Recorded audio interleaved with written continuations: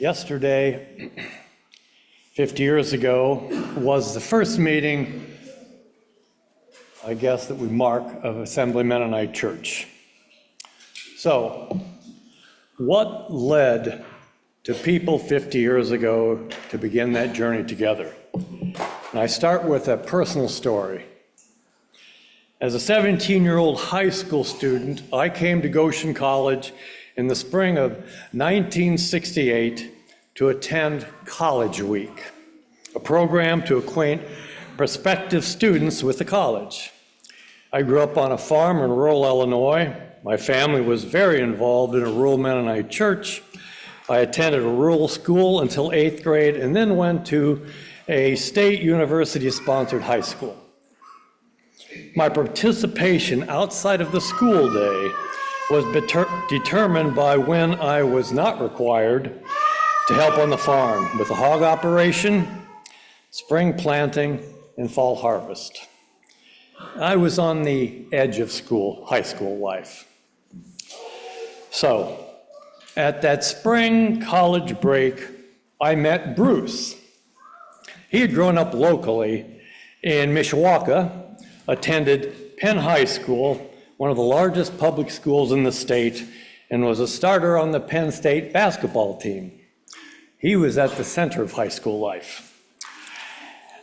And his family was very involved in an urban Mennonite church. And at his initiative that week, we became acquainted and did stuff. That was great.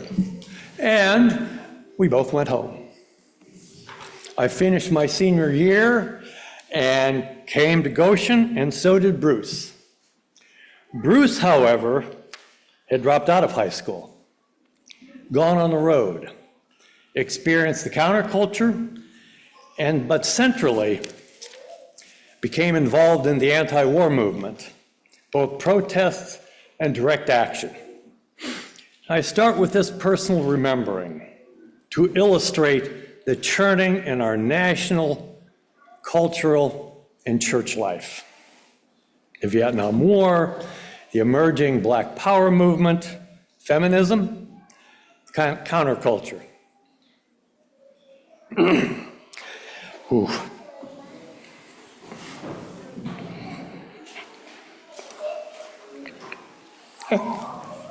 Then, Bruce asked me to be part of a small group. Now, Campus Church, a college-sponsored and student-led Sunday morning service, was suggesting that students from these groups get together for Bible study and sharing. So 4 males, 4 females comprised our group.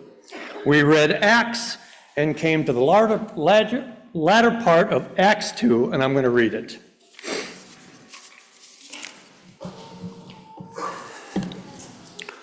Those who believed lived together. They shared all things in common. They would sell their property and goods, sharing the proceeds with one another as each had need. They met in the temple, and they broke bread together in their homes every day. With joyful and sincere hearts, they took their meals in common. Well, we became convicted that this is what the church should be, and we wanted to do this together. We petitioned the college to let us find a house off campus to live out Acts 2. We were allowed to do this as long as we found a married couple to live with us. This was the 60s. Other campus church small groups were coming to the same convictions, however. Those small groups right alongside us, and seeing us, they petitioned to move into houses and work at communal and committed church life. 4, 6 to 7 groups became the house church movement at GC during those years. Now, while practices varied from group to group, common decision-making, sharing of finances, long weekly meetings to decide everything from what to eat, how much to spend, how to respond to larger national concerns, etc., etc., etc. Enormous energy put into this. Now, alongside this house church movement of the early 70s, a small group at College Mennonite Church called Metanoia, as well as some from Waterford Mennonite Church, were asking similar questions about church life in this time and place, and looking over at what was taking place in the student house churches. Many of these people in the small groups are related to the campus.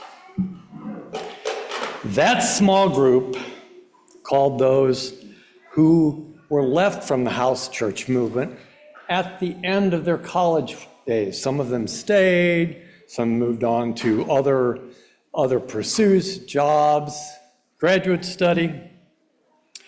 And we met and we explored forming an assembly of these small groups into a new church community.